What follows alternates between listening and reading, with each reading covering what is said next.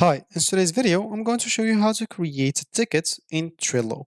So the first thing that you need to do is simply go to trello.com and hit the enter button. Of course, if it's your first time, you'll be taken to this page and you can click on login at the top right corner to log in into an account if you have one. And if you don't, go and click on get Trello for free to create an account.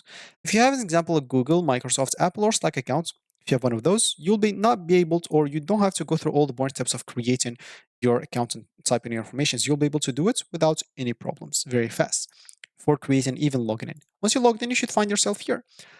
If you don't have any board yet, you can simply go and create a board and you can even start it with a template, which will make it very easy for you. If you go here and click on explore template, as example, we're trying to create a ticket. So let's create like a board that's related to tickets. I'm just going here to find templates and type ticket.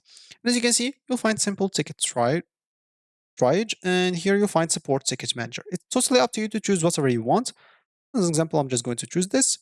And as you can see, this one has some support ticket management, like already and templates is good for you. You can simply click on use this template and name it whatever you want. For me, I'm just going to name it ticket.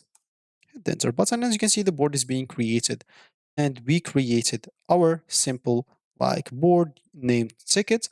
And of course, we'll be able to add now some lists to it, some tasks to it. So it's totally up to you to create or to add whatever you want to it. And that's how you basically create a ticket on Trello. Very simple. As you can see, of course, all of those can be customized depending on you. Whatever you want, you can add to it. If you need specific stuff, I've done a lot of Trello tutorials in this channel. You can go and check it out. So this is going to be it for me in this video. Thank you for watching and goodbye.